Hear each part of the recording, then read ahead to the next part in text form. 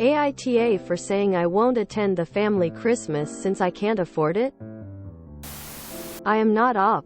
Original post by you, Flat Sheepherder 6311 in R. Amethyst Hole. An NBSP.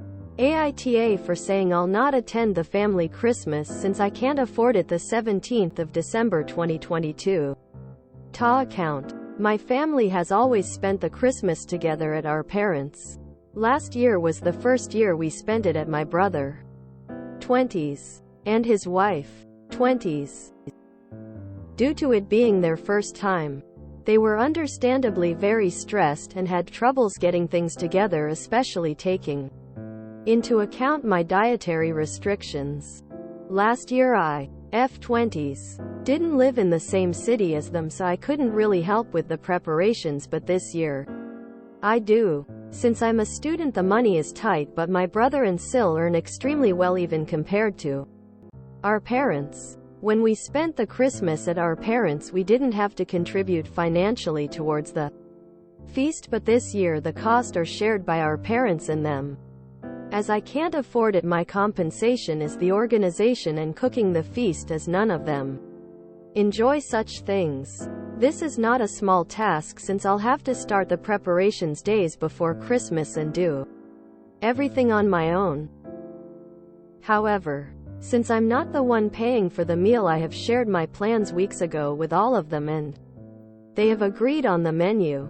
Couple days ago I sat down and calculated how much all of this would cost and sent the info to my family. This did not go down well with my brother.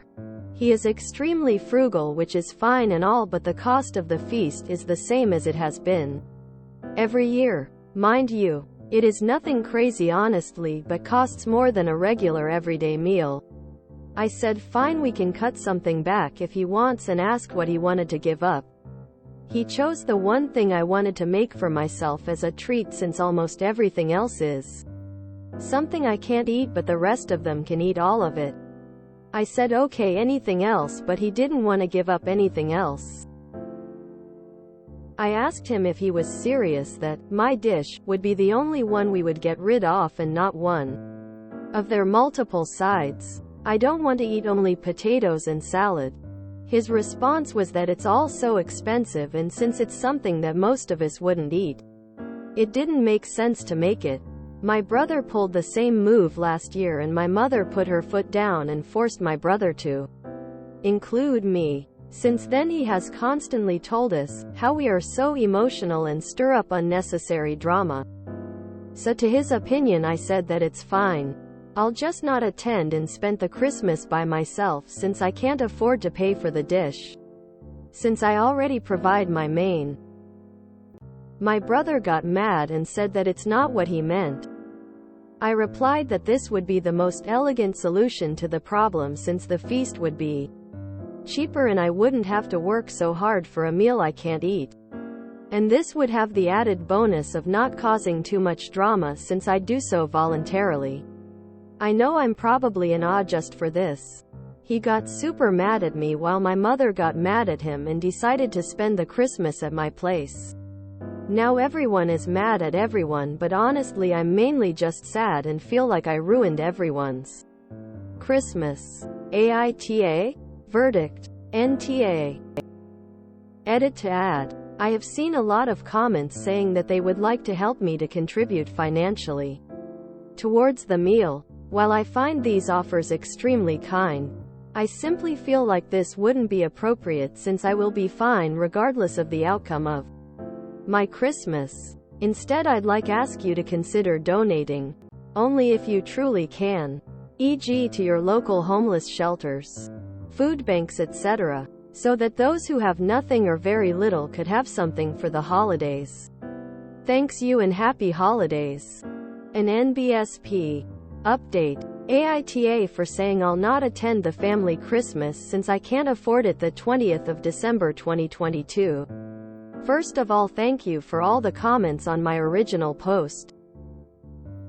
Even for the ones which deemed me the I tried to respond to all of them, but after the 100th comment it became hard to keep up, but I did read all of them. For those who are interested, I have something to update on my family Christmas and my brother. He called yesterday and wanted to come over to talk. When he got here, he started by apologizing on his part of the argument, admitting that he acted poorly. He told me he hadn't really paid much attention on the menu since I was in charge of it. And thus when he suggested we cut out my side, he didn't realize I'd practically nothing else to eat. And in the heat of the moment, he couldn't take that into account. He then went on to tell me something I didn't quite expect him to, since he isn't one to really talk about these kinds of things. I won't go into too much detail, but when I was a baby and he was young, our family went through some financial hardships. I'm too young to remember it, but it left a mark on him. He said that this is what behind his reaction, and he was sorry for letting his anxieties get a hold of him. He did reassure me that his intention wasn't to exclude me. He offered to pay for my side and asked me if there is anything else I wanted to have, but I told him I was fine with this side, as there was some concern regarding the division of labor and me paying for my own main when theirs was included in the family budget. I did raise the issue and said I'd however appreciate if they pitched a bit more in the terms of labor. He agreed and said we really should include my main in the budget as well. So I told him I would send him recipes and instructions and would be available for advice if they needed it. I'm still doing most of the labor, but I consider this fair and not a hardship. They'll do the dishes after though, as I hate those. I also asked what made him think about his actions, and he told me it was really hard not to come to the realization that he acted poorly when everyone he cares about is mad at him, including his wife. And on top of that, he didn't feel good about the though of leaving things like that and of not having me over for Christmas. So yeah, I don't think I cut him too much slack in the end, even if some thought so. He can be a little misguided sometimes, but he is not a bad person. It just sometimes takes a little bit of time for him to come around. There is definitely work to be done regarding him respecting other people's opinions, but I have hope for him still. I did apologize for my actions too, so don't worry about that. I wasn't completely blameless in how things progressed after all. So I guess this means that we will have our family Christmas despite this hiccup. We might try to figure out a solution that's fair for all for next Christmas. Be it a potluck or something else. Anyway, I do hope that everyone has a wonderful holiday. And thank you again for all the comments. An NBSP reminder: I am not the original poster. I feel for Oop. Sometimes I wish people would not be upset if I just sat out a meal as opposed to coming in feeling awkward AF about asking if there's dairy, other allergens in something, and having to explain what has dairy. Half the time people forget that yogurt, sour cream, and butter are all dairy. Then sitting down with a very strange plate of assorted sides. I'd rather show up at a different time and just be chill. Potluck is really the way to go. Although my spouse's family really misunderstood the concept this year when each family unit made an entire meal, main and 2 sides plus a dessert, so we had way too much food. I've been the broke student, and now I'm the mom of a student and a daughter who graduated, moved away to be with her BF, and is coming to visit in January. I made a cheap dish during my student days and politely asked if I could have leftovers from the grow-ups, aka those who were throwing the party and had a real job. I've made it a point to provide the food for dinner the kids, and I include the BF in this can help make side dishes. Eating inexpensive gets harder with rising costs and balancing sensory issues of my younger kid. Bye. Thanks to the internet, Jamie Oliver cookbooks, and any Canadian living cookbook. It can be done. When families get together for big meals, the cost shouldn't be borne by just one person. Even if the college student washes dishes, that's a valuable contribution. As always, full and frank communication is key. I really don't get this. If you don't want to spend any money or do any cooking, don't host Christmas at your place. It is so rude to ask your guests to pay money or to do the labor for you. Might just be my cultural background, but I'm baffled by this. The day my family starts dividing expenses in a spreadsheet for holiday meals is the day I cease attending holiday meals. Never mind the wild idea to have Op do all the work because everyone else is contributing financially. Like Randy from American Idol. That's gonna be a no for me, dog. It's great they reconciled, but there are some bigger issues here. I don't really understand this. My family have been poor and comfortable at different times. But Christmas is always a shared thing. We bring what we can. When my parents were the richest, they'd buy the meat and drinks. When any of us were sick or poor or had young babies, we'd just bring a salad or crackers or something. This year my folks are retired. My mom has long COVID, so bro and Sil did the meat and pudding. We did a veg main and bread, and my mom just bought some asparagus and soft drinks. That's the joy of sharing food. Give what you can. Take what you need.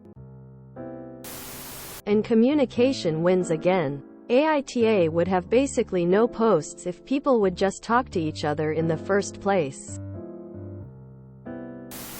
I can understand wanting to split costs because things are expensive and it shouldn't all fall to one person. But neither should all the cooking. That seems so messed up to me. Seems so transactional. Growing up, money for my family was pretty tight. Fortunately, we all have decent paying jobs now where we don't squeeze our pennies for a holiday family dinner. But my question is, it seems like it's just 5 people.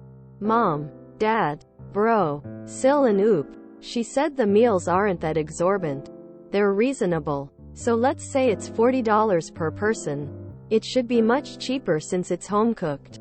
So that's $405 equals $200. Split amongst 4 people. So $50 per person. Is money really that tight for them not to be able to spend $200, or are they just going super lavish, spending money on grade A Kobe beef and caviar, spending over $1,000? I'm not saying $200 is cheap, but I kind of find it baffling that they're having an argument about $40 at most. Am I the only one who feels this way, or did I become spoiled to money spending?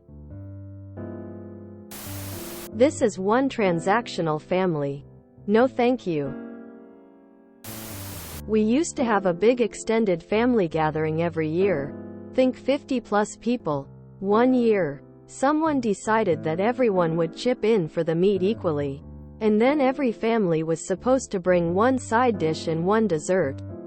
If you were an adult and not married, you still had to bring the same thing. The singles tended to be students. That did not go over well. I love the men who throw tantrums and then accuse women of being so emotional and stirring up drama. They fully believe those are female things, and that because they're men they're acting logically at all times, regardless of behavior. He told me he hadn't really paid much attention on the menu since I was in charge of it. And thus when he suggested we cut out my side, he didn't realize I'd practically nothing else to eat. And in the heat of the moment he couldn't take that into account. Really? When this already happened a previous year and Oop explicitly stated as much. He told me it was really hard not to come to the realization that he acted poorly when everyone he cares about is mad at him, including his wife. So basically he just wanted to be released from the consequences of his actions. Shish kebabs. I've had to do dinner for people with multiple food allergies, and shish kebabs are key. Everyone can make their own that is tailored to their dietary restrictions and preferences. Glad OOP's bro came his senses and dug deep. If you offer to host, you take on the financial burden. If that's not something you want to do, either don't host or have people bring things. In my family, it was always my two sets of grandparents who had dinners, one for mom's side, one for dad's side, and although people sometimes brought homemade rolls or desserts, both sets of grandparents threw the feast. Okay, let's be honest. In my family it was mostly the grandmothers, as a gift to their children, children's children, and eventually children's children's children, so they wouldn't have to worry about it all. And it kept us all coming back together several times a year for holiday meals. Once those grandparents passed, the tradition stopped. And sure, we miss the meals, but we miss more the gathering of family. When I became vegetarian as a teenager, I still went and ate nothing or very little. There were times we had tiny slivers of turkey per person, Jell-O pudding for dessert, and whatever canned veg mama had in the pantry. It wasn't fancy because maybe they couldn't do a fancy meal that year. Didn't matter. Family meals are about the family, not the meals. Awesome, a family that can talk to each other. Great conclusion. I'm glad they came to a resolution. To me, any family meal is about the food and the meal. I always take everyone's preferences and intolerances and allergies into consideration. I actually love coming up with menus that everyone can eat everything of. Not always easy, and sometimes it's not everything, but I try my best. It's how you show someone you care. If you enjoyed this video, please check out our playlists full of similar content.